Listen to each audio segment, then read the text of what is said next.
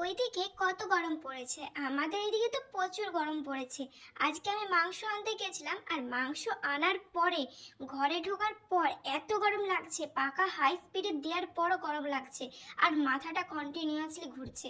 আমার এরকম গরম পড়লেই সমস্যা হয়, মাথা ঘুরে প্রেশার লো হয়ে যায়। তো তারপরে ভাবছিলাম আর মুড়ি খাবো না। তো মাকে বললাম আর মুড়ি খাবো নি, এত গরম লাগছে, আমি একটু শুয়ে পড়ি। মা বললো না না, দাঁড়িয়ে যা, মুড়ি খেতে হবে না। যখন মুড়ি যখন খেতে মন যায়নি, একটু গুড়ের শরবত বানিয়ে দিচ্ছি, গুড় আর দই দিয়ে, এটা বরঞ্চ খেয়ে নে। আমাদের বাবারে যখন ওই মেলের বাড়ির সময় ভোক্তা হয় না, তখন সকালবেলা উঠে তো ভোক্তাদেরকে খেয়ে নিতে হয়। তো তখন বাবারা ফলের সাথে সবার ফার্স্টে এই শরবতটা খেত। আর তখন আমি তো ছোট ছিলাম, এখন বাবা সুগার হয়ে গেছে বলে আর ভোক্তা হতে পারেনি। কিন্তু তখন আমি ছোট ছিলাম, আমি না লোভে থাকতাম কখন এই শরবতটা বানাবে। আর আমাদের পুরো গ্রীষ্মকালটাই না এই শরবতটা প্রায় দিন বানানো হয়। তাই ভাবলাম তোমাদের সাথে একটু শেয়ার করা যাক। তেমন কিছু নয়, সবার ফার্স্টে দিয়ে দিল গুড়। এটা হচ্ছে আখের গুড়, কারণ এখন তো খেজুর গুড় ভালো পাওয়া যাবে না, আর খেজুরি গুড় এটাতে ভালো লাগবে না। তো তোমরা যদি আখের গুড় না থাকে, সেই একটা ভেলি গুড় মানে শক্ত ডেলার মতো গুড় থেকে, সেটা ইউজ করতে পারো। আর ওই তো ফার্স্টে গুড় দিয়ে দিল, তারপর একটু নুন দিয়ে দিল। আর এই দেখো গাইজ, মা হচ্ছে বইটা কাটতে পারে, মানে মা আজ পর্যন্ত আমি দেখলাম নি যে মানে কাঁচি ভালো করে ধরতেই পারেনি, যতই শেখায় ভুলেই যায়। তো যাই হোক, মা পারেনি, তো কি হয়েছে, মা কিন্তু খুব আস্তে আস্তে কেটে দিল। এরপরে ওর গুড় আর ওই নুনটার উপরে কিন্তু দইটা দিয়ে দিল। আর অনেকটা করে দই দিতে হয়, কারণ এটাতে ফেরফেরানি জলটা গুলে দিলে, যে ভাবো 1 গ্লাস জল মানে দিয়ে দিবে, ভালো লাগবে এটা, মানে দইটা একদম গাঢ় গাঢ় হতে হবে, তবে না এটার টেস্ট একটু অন্যরকম আসে। তো ওরকম ভাবে, মানে আমি যেরকম ভাবে তোমাদেরকে বললাম সেরকম ভাবে একবার এই দইয়ের শরবতটা করে খেয়ে দেখো, মাথা ঠান্ডা হবে, পেট ঠান্ডা হবে। আর সত্যি কথা বলতে শরীরটা এত রিল্যাক্স ফিল হবে না, যে তোমরা যদি মানে এই শরবতটা না খাও তোমরা বুঝতেই পারবে না। আর অনেক ঘুটঘুট ঘুটঘুট করে ঘুটাতে হচ্ছিল, কারণ কি গুড়টা মানে একদম শক্ত হয়ে গেছিলো, ভালো করে ঘুটছিলই না। তো তারপরে তোমাদেরকে একটু দেখিয়ে দিয়ে ক্যামেরাটা অফ করে আমি আরো ভালো করে ঘুটেছি। এবার একটা কথা বলি, আমরা না এত ভালো গ্লাসে মানে সচরাচর ঘরে খাই না, কিন্তু তোমাদেরকে দেখাবো বলে এই গ্লাসটা আমি শোকেস থেকে নিয়ে আসছি। এই গ্লাসগুলো সেরকম একটা দাম নেয়নি, আমরা না মেলার থেকে কিনেছিলাম। এই গ্লাসগুলো 15 টাকা করে, দুটো 30 টাকা নিয়েছে। আর এইরকম গ্লাসে না আমার সত্যি কথা বলতে এরকম সাদা সাদা শরবত বা একটু কালারিং শরবত খেতে বিরাট লাগে। তো এরকম ভাবে শরবতটা গুলে নিয়েছি, আর দেখো শরবতটা যেমন দেখতে হয়েছে তেমন কালারটা হয়েছে। আর এটা তো আমি তোমাদেরকে দেখানোর পরে খটখট করে পুরো পুরো 1 গ্লাস শরবত আমি একাই খেয়েছি, আবার মায়ের কাছ থেকেও একটু নিয়েছি। তারপরে আবার একটু গুলা করেছিলাম মাকে, কারণ আমার প্রচুর ভালো লাগে। তো শরবতটা খাওয়ার পর আমি আর কিছু খাইনি, আমার পেট তো ভর্তি, কারণ এতটা দই দিয়ে শরবত খেলে পেট তো এমনি ভর্তি থাকবেই। তারপরে ওই যে বললাম সকালবেলায় মাংস কিনেছিলাম, তো মা দেখছি একদম কষিয়ে ভালো করে মাংসটাকে রান্না করেছে।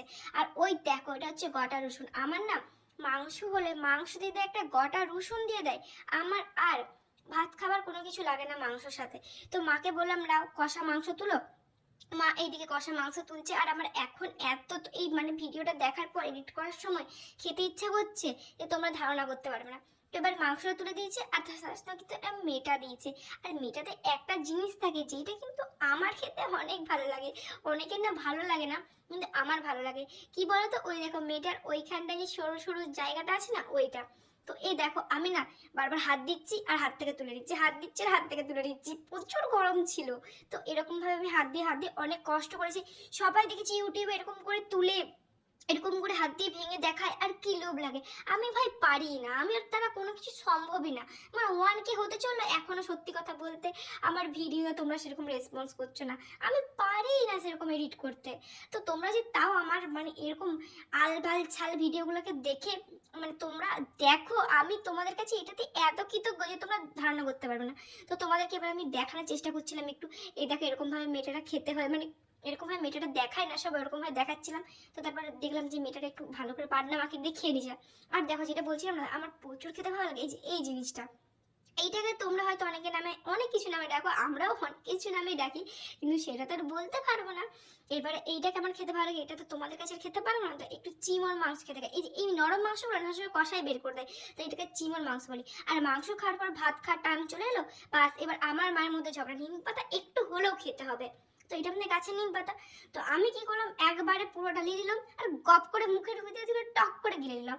মানে এরকম ভাবে নিম পাতা খেলে আমার কানের মাথাটা ঝনঝন করে। তারপরে আমি একটু কুলের আচার খেয়েছিলাম। আর এই দেখো গাইস, আমি এই গোটা রসুনটা নিয়ে নিয়েছি, এই রসুনটা খেতে এত ভালো লাগে না, তোমরা যদি বাড়িতে একবার খাও তাহলে বুঝতে পারো মাংসর সাথে তোমরা মানে যখন কষায় মাংসটাকে তখন রসুনটা দিয়ে দেবে, ব্যাপক খেতে লাগে। এরপরে আমি মাংসটা ঢালছি, আর মাংস ঢালার পরও আমার ওই সেম ওই কষা মাংস খাওয়ার সময় যে টেস্টটা হয়েছিল সেটাই আমি হাতে করে তুলতে পারিনি। আমি মুখের ভিতরে ঢুকে কিন্তু গরম জিনিস খেতে পারি, কিন্তু আমি হাতে করে তুলতে পারি। আর হাতগুলো এত পাতলা, মানে মেয়েদের শ্বশুর এত পাতলা হাত মানে হতে নেই। আমার মা বলে কাপড় কাচলে আমার হাত ধরে যায়, বাসন ধুলে আমার হাত জ্বালা করে, এবার গরম জিনিস ধুলে আমার হাত জ্বালা করে, একটু লঙ্কা বাটলে আমার হাত জ্বালা করে, আমার এত প্রবলেম হয় গরম বা ঝাল কোনো জিনিসে। তো এবার মাই দেখলে আমাকে তুলে দিল, ঠিক আছে, চামচে করে মাংসটা আর আলুটা দিয়ে আমি ভালো করে মাখছি। এবার আবার মাংসটাকে ছিঁড়বো, না না ছিঁড়ি তার আগে রসুনটা তোমাদের দেখায় চলো। তো রসুনটা মানে এত সফট আর এত সুন্দর সিদ্ধ হয়েছে, দেখো এই দেখো বেরিয়ে গেলো। এই রসুনগুলো খেতে আমার ব্যাপক লাগে। আমি ভাবছিলাম কষার সময় খাবো, কিন্তু ঘরে বেশি রসুন ছিল না, আমরা দুটো রসুন দিতাম।